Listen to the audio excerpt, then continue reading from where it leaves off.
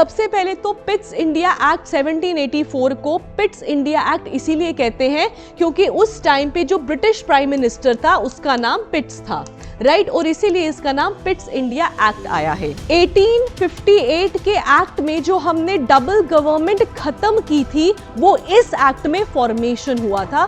सो पहला पॉइंट जो इसमें आता है that is formation of the double government. लिखिए now what was the double government? दो लोगों की गवर्नमेंट रहेगी, दैट इज इसमें दो बंदे बनाए गए which is the board of control and the court of directors.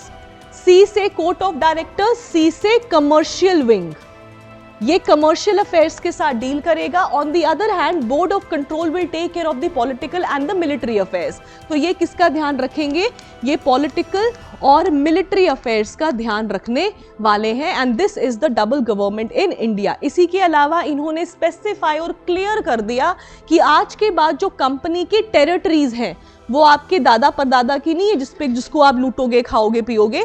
That are the British possessions in India. So Britain के जो पोजेशंस हैं वो ही हैं जिनके ऊपर अभी आप काम कर रहे हो। सो इस एक्ट में स्पेसिफाई कर दिया गया that the territories of the company are British possessions in India, right. यहां तक हो गया था।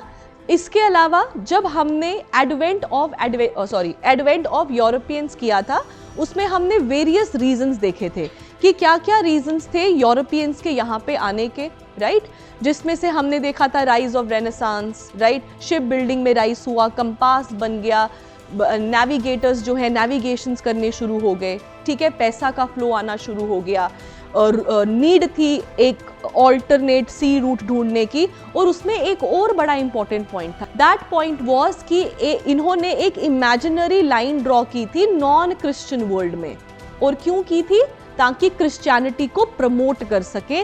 तो इस एक्ट में इन्होंने क्या किया? इन्होंने क्रिश्चियन मिशनरीज को पॉलिटिकल बैकिंग दे दिया और बोला हम आपको 1 लाख रुपए दे रहे हैं वेस्टर्न एजुकेशन को प्रमोट करने के लिए।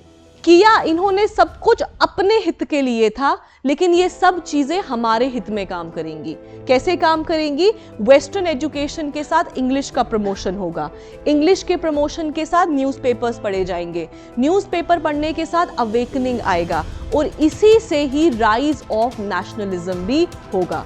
जैसे रेलवेज अपने लिए लाए, लेकिन आगे चल के यही रेलवेज तो बनेंगे the major source of connectivity, ठीक है।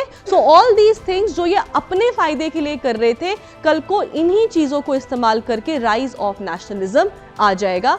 और 57 से लेकर 1885 तक it is the political awakening, कि जब हम लोग पॉलिटिकली अवेक हो रहे होंगे कि हमारे पास भी राइट्स हैं, हमारे भी रिप्रेजेंटेटिव्स होने चाहिए, और इसीलिए 1885 में मास पॉलिटिकल पार्टी बनेगी, इंडियन नेशनल कांग्रेस, और उसके बाद राइज ऑफ नेशनलिज्म आएगा, ठीक है, पोस्ट पार्टीशन ऑफ बंगाल, ठीक है। सो आहिस्ता आहिस्ता अब नेशन बिल्डिंग शुरू हो चुका है, अब इंडिया एज अ नेशन बनने शुरू हो चुका है, ठीक है।